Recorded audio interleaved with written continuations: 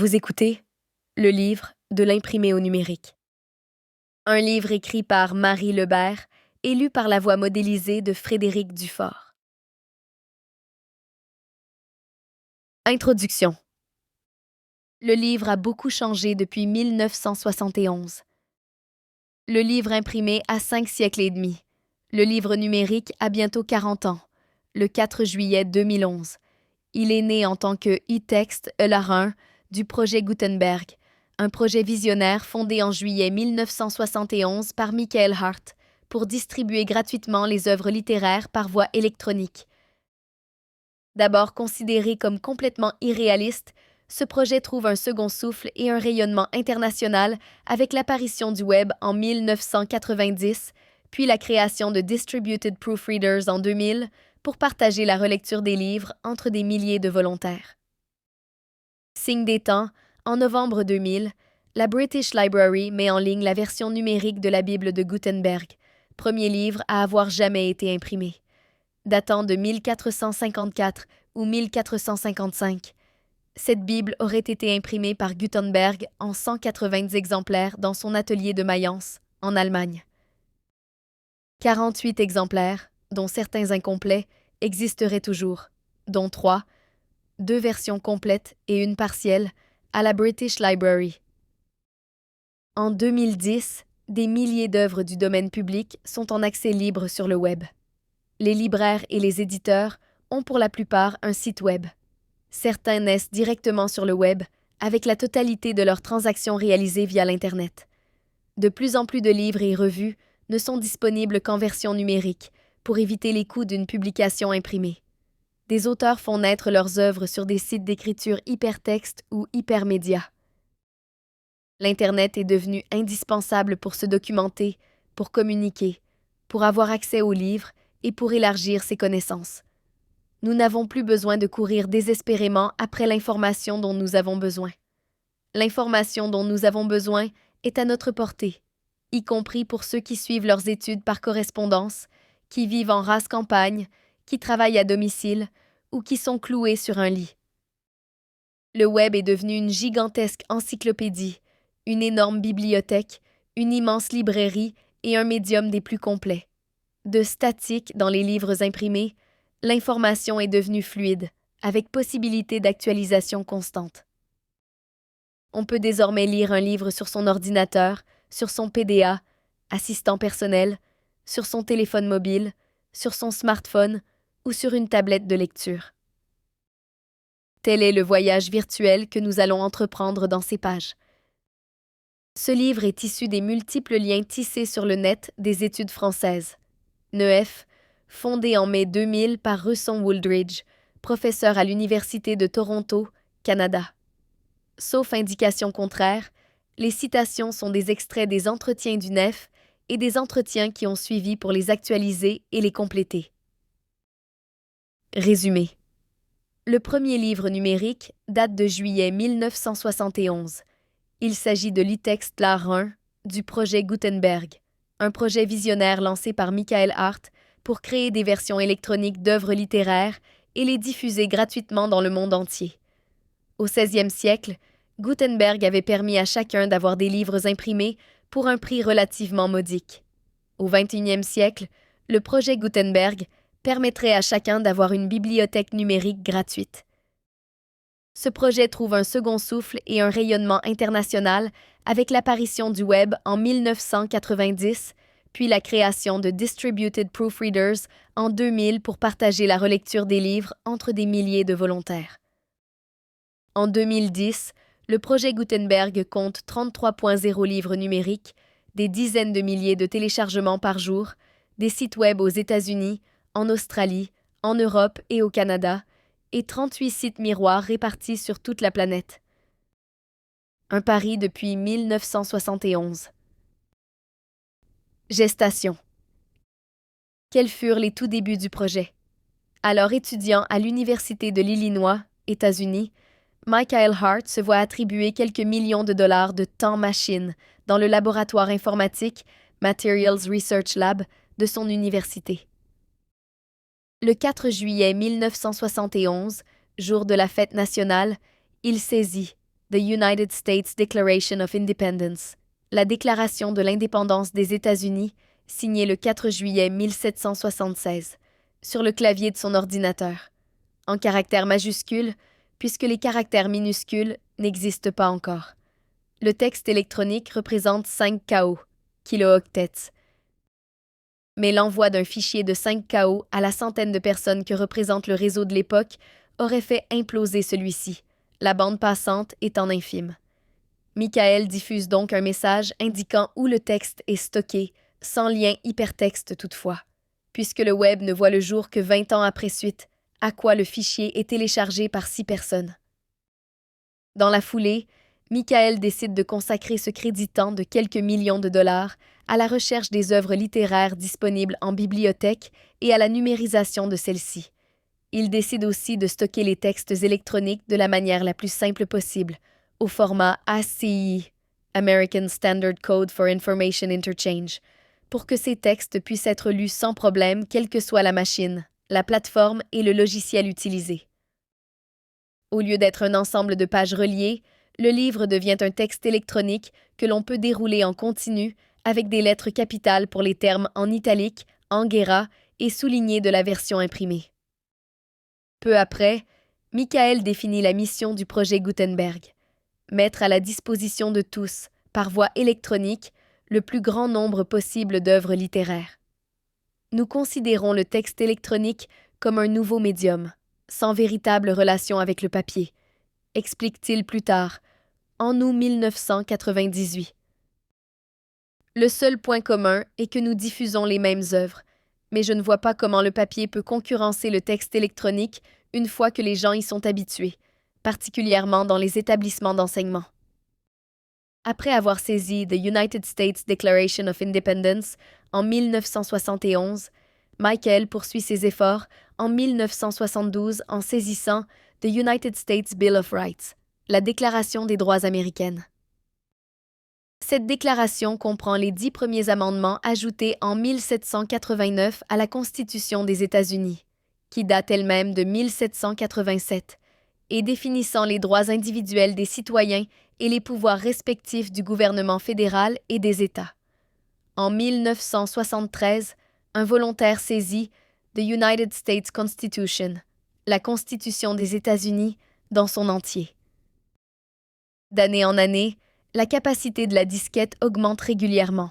Le disque dur n'existe pas encore, si bien qu'il est possible d'envisager des fichiers de plus en plus volumineux. Des volontaires entreprennent la numérisation de la Bible, composée elle-même de plusieurs livres qui peuvent être traités séparément et occuper chacun un fichier différent. Michael Hart débute la saisie des œuvres complètes de Shakespeare, avec l'aide de volontaires, une pièce de théâtre après l'autre, avec un fichier pour chaque pièce. Cette version n'est d'ailleurs jamais mise en ligne, du fait d'une loi plus contraignante sur le copyright entrée en vigueur dans l'intervalle, et qui vise non pas le texte de Shakespeare, tombé depuis longtemps dans le domaine public, mais les commentaires et notes de l'édition correspondante. D'autres éditions annotées appartenant au domaine public sont mises en ligne quelques années plus tard. Parallèlement, l'Internet, qui était encore embryonnaire en 1971, débute véritablement en 1974, suite à la création du protocole TCP/IP. Transmission Control Protocol, Internet Protocol, par Vinton Cerf et Robert Kahn. En 1983, le réseau est en plein essor. De 10 à 1.0 e-books.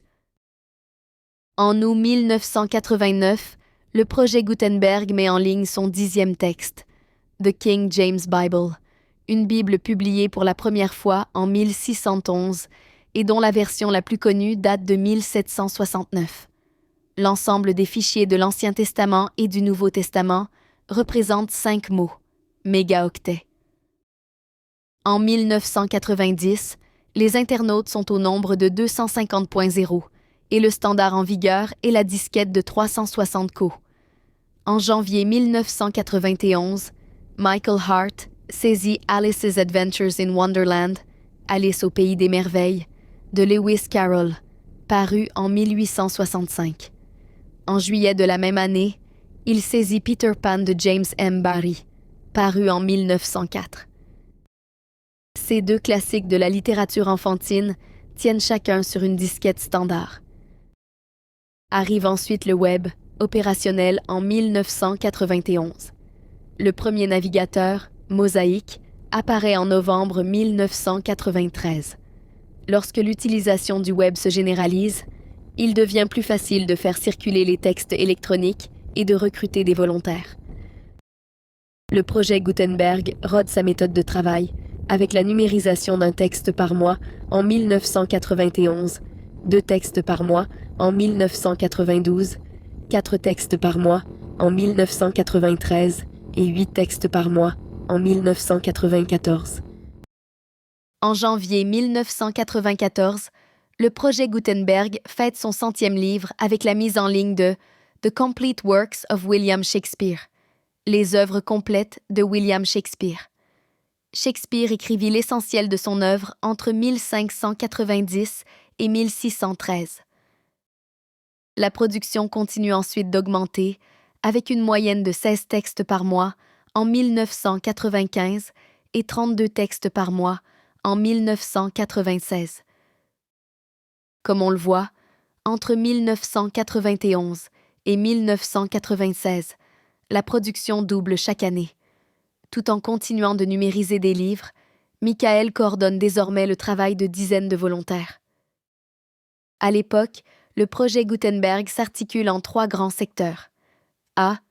Light literature, littérature de divertissement, qui inclut par exemple Alice's Adventures in Wonderland, Peter Pan ou Aesop's Fable, les fables d'Ésope. B. Heavy literature, littérature sérieuse, qui inclut par exemple la Bible, les œuvres de Shakespeare ou Moby Dick. C. Référence littérature, littérature de référence, composée d'encyclopédies et de dictionnaires, par exemple le Roget's Thesaurus.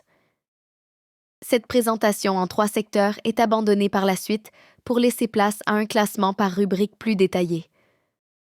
Le projet Gutenberg se veut universel, aussi bien pour les œuvres choisies que pour le public visé, le but étant de mettre la littérature à la disposition de tous, en dépassant largement le public habituel des étudiants et des enseignants.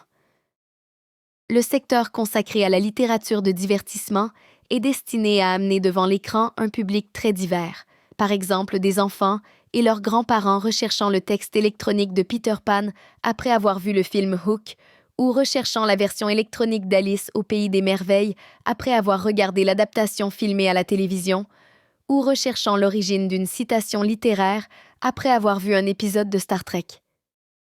Pratiquement tous les épisodes de Star Trek citent des livres ayant leur correspondant numérique dans le projet Gutenberg.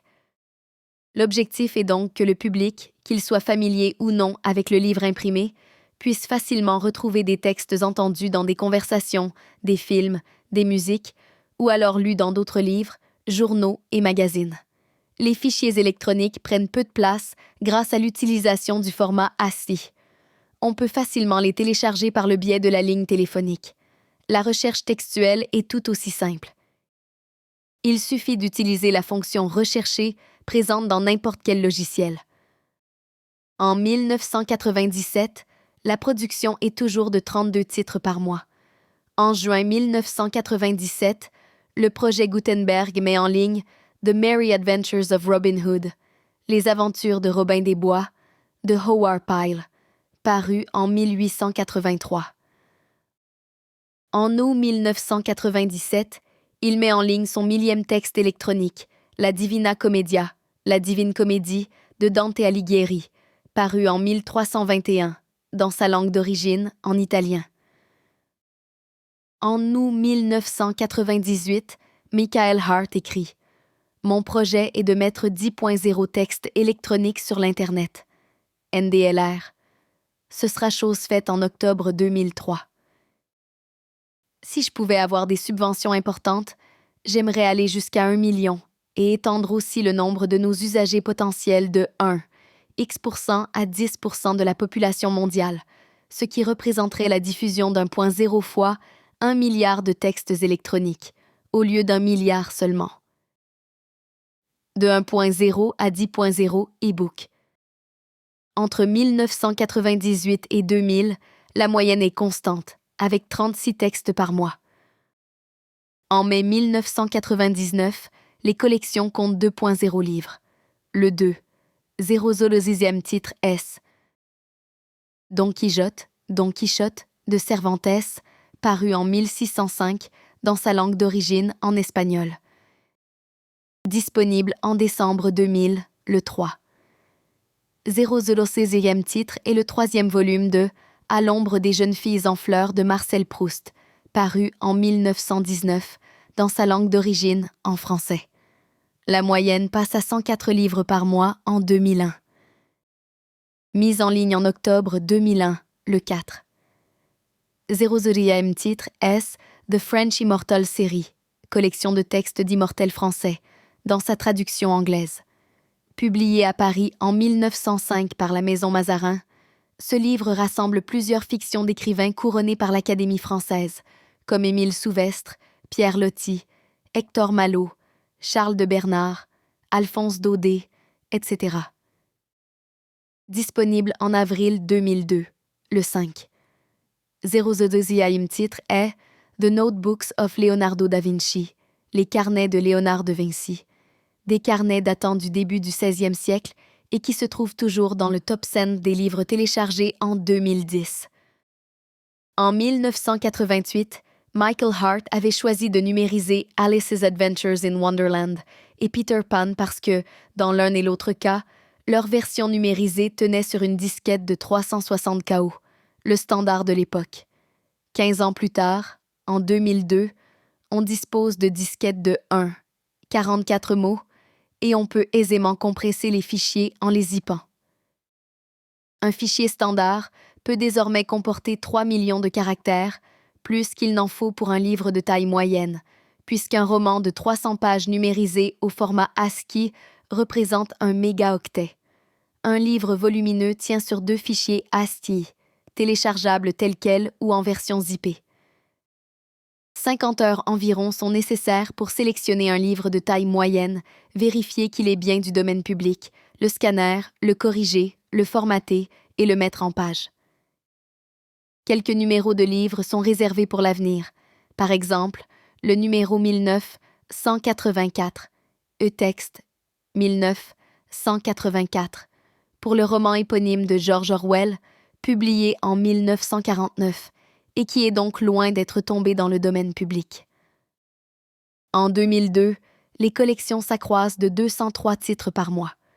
Au printemps 2002, elles représentent le quart des œuvres du domaine public en accès libre sur le web, recensées de manière pratiquement exhaustive par l'Internet Public Library, IPL. Un beau résultat dû au patient travail de milliers de volontaires actifs dans de nombreux pays. 1.0 livre en août 1997, 2.0 livre en mai 1999, 3.0 livre en décembre 2000, 4.0 livre en octobre 2001, 5.0 livre en avril 2002, 10.0 livre en octobre 2003. Le 10. 00e livre S de Magna Carta, qui fut le premier texte constitutionnel anglais, signé en 1215. Entre avril 2002 et octobre 2003, les collections doublent, passant de 5.0 à 10.0 livres en 18 mois. La moyenne mensuelle est de 348 livres numérisés en 2003. 10 000 livres.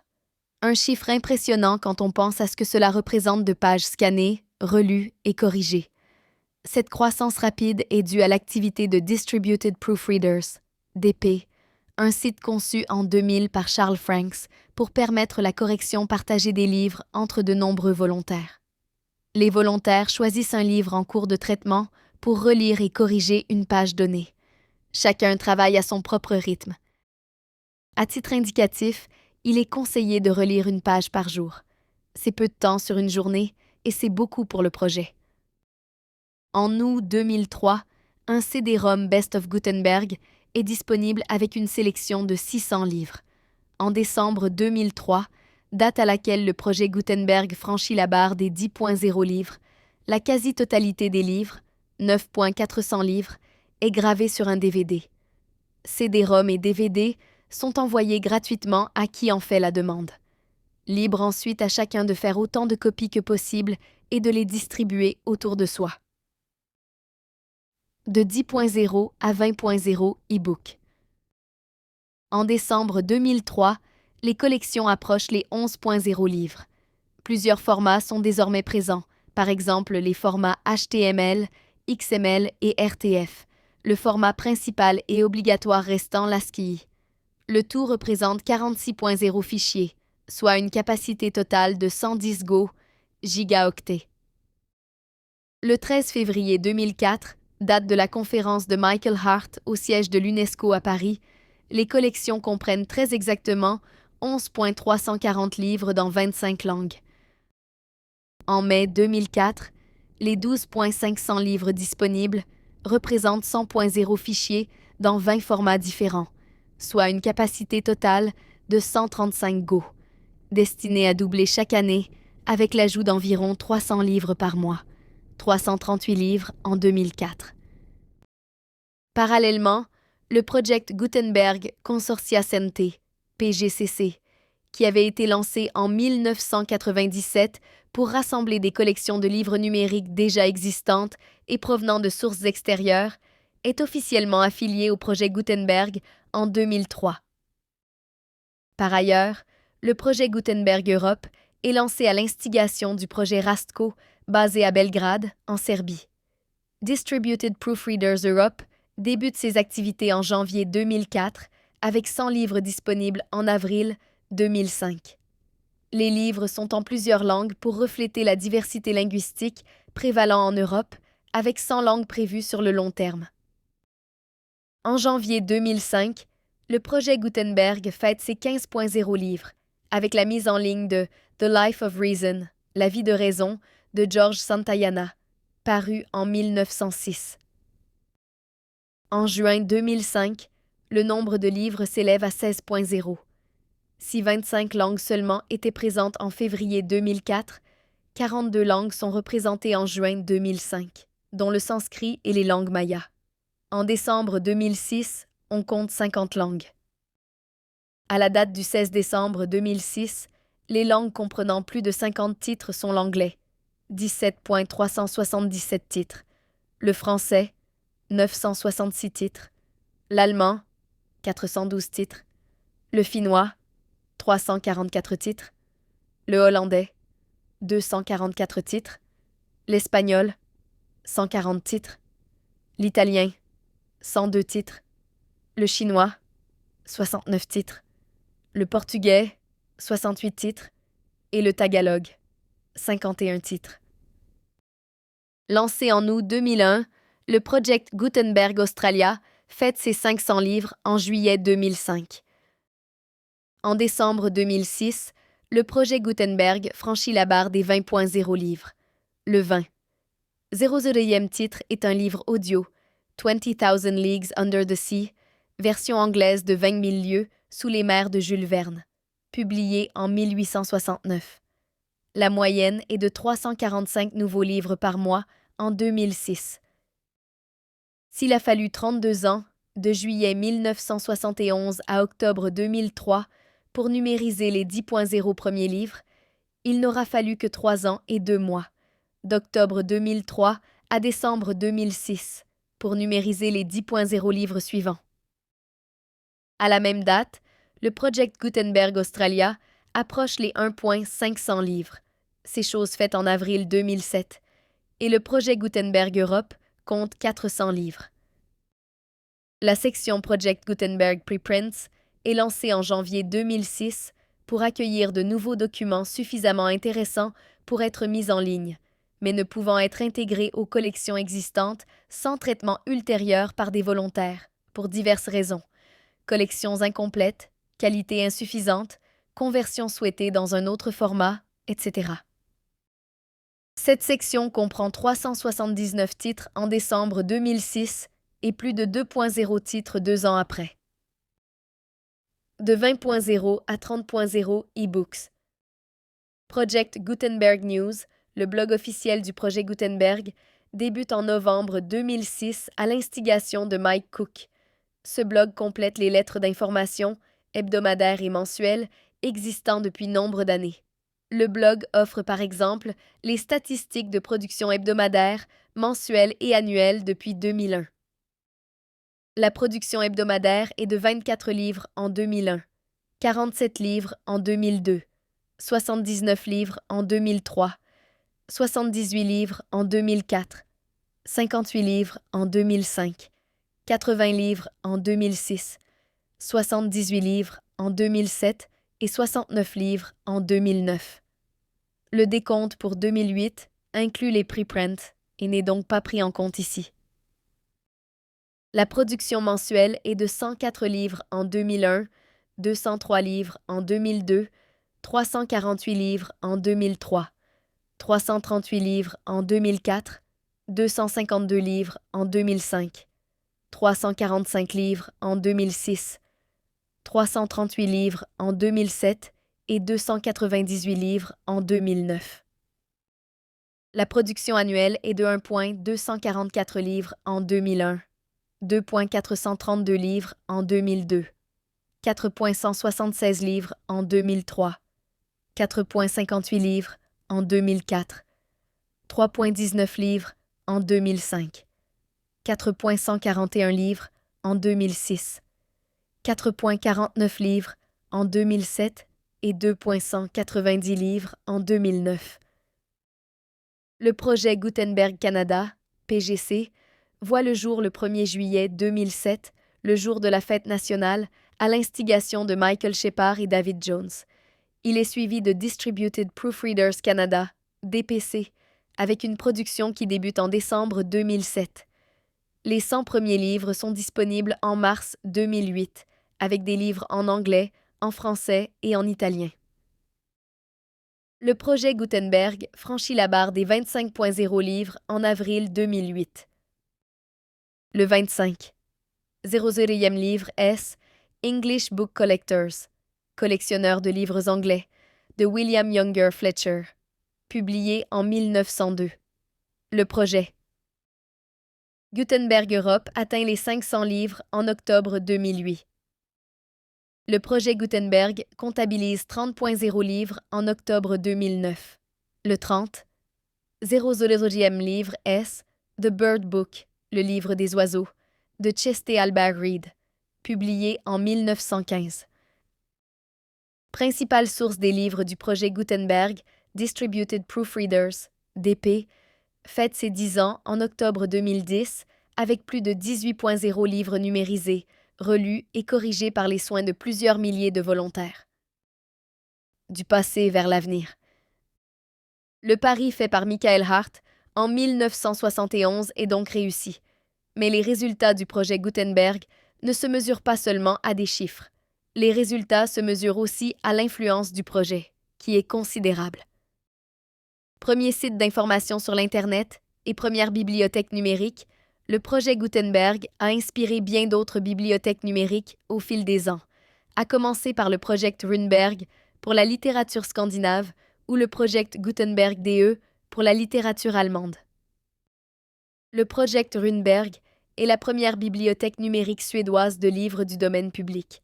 Elle est créée en décembre 1992 par l'Isator, un club informatique d'étudiants en collaboration avec la bibliothèque de l'Université de Linköping, Suède, pour produire et organiser des versions électroniques gratuites de la littérature nordique classique. 200 œuvres sont disponibles en 1998, avec une liste de 6.0 auteurs nordiques en tant qu'outil de développement des collections. Project Gutenberg DE est la première bibliothèque numérique allemande de livres du domaine public. Plusieurs dizaines de textes peuvent être lus en ligne en 1998, avec une page web pour les textes courts et plusieurs pages une par chapitre pour les œuvres plus longues. Une liste alphabétique d'auteurs et de titres est également disponible, ainsi qu'une courte biographie et bibliographie pour chaque auteur. La structure administrative et financière du projet Gutenberg se limite au strict minimum, avec une devise qui tient en 3 mots. Less is more. Michael Hart insiste régulièrement sur la nécessité d'un cadre aussi souple que possible, laissant toute initiative aux volontaires, et la porte grande ouverte aux idées nouvelles. Le but est d'assurer la pérennité du projet indépendamment des crédits, des coupures de crédit et des priorités culturelles, financières et politiques du moment. Pas de pression possible donc par le pouvoir et par l'argent, et respect à l'égard des volontaires qui sont assurés de voir leur travail utilisé pendant de nombreuses années, si ce n'est pour plusieurs générations, d'où l'intérêt d'un format numérique qui soit toujours valable dans quelques siècles. Le suivi régulier du projet est assuré grâce à une lettre d'information hebdomadaire et mensuelle, des forums de discussion, des wikis et des blogs. Les dons servent à financer des ordinateurs et des scanners et à envoyer des CD-ROM et DVD gratuits à tous ceux qui en font la demande. Suite au CD-ROM Best of Gutenberg disponible en août 2003 avec une sélection de 600 titres et à un premier DVD disponible en décembre 2003 avec 9.400 titres, un deuxième DVD est disponible en juillet 2006 avec 17.0 titres. À partir de 2005, CD-ROM et DVD sont disponibles sous forme d'images ISO sur le site de BitTorrent, ces images pouvant être téléchargées pour graver des CD-ROM et DVD sur place à titre personnel.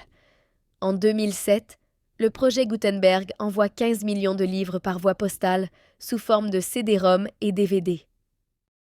Chose souvent passée sous silence, Michael Hart est le véritable inventeur de l'e-book.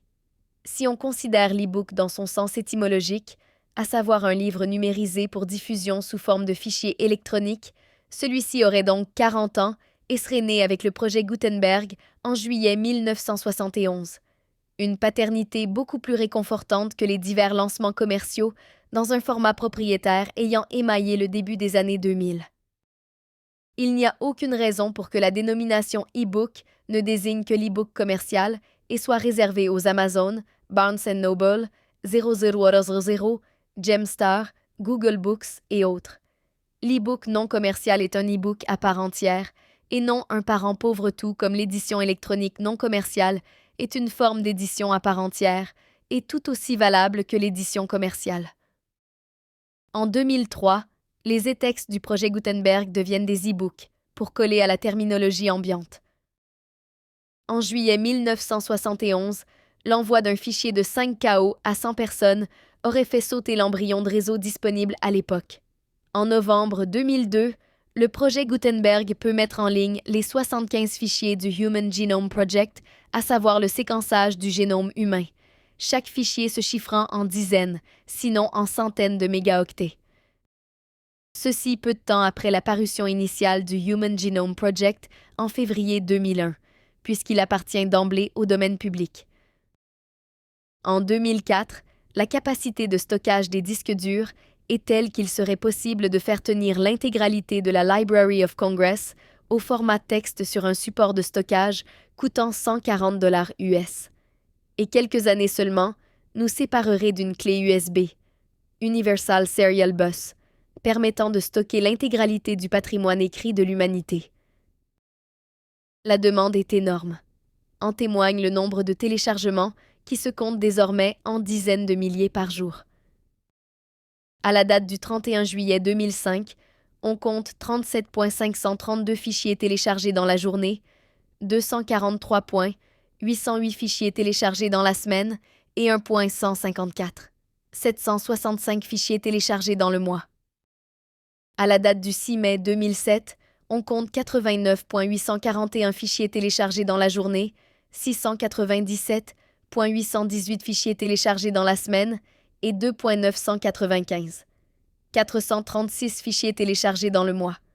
Courant mai, ce nombre atteint les 3 millions. À la date du 15 mars 2010, on compte 103,422 fichiers téléchargés dans la journée, 751,37 fichiers téléchargés dans la semaine et 3,33. 824 fichiers téléchargés dans le mois. Ceci uniquement pour le principal site de téléchargement ebiblio.org, basé à l'Université de Caroline du Nord, aux États-Unis, qui héberge aussi le site du projet Gutenberg. Le deuxième site de téléchargement est l'Internet Archive, qui est le site de sauvegarde et qui met à la disposition du projet Gutenberg. Nous espérons que vous avez apprécié cet aperçu. Pour continuer à écouter ce livre audio sur Google Play Livres, utilisez le lien dans la description de la vidéo.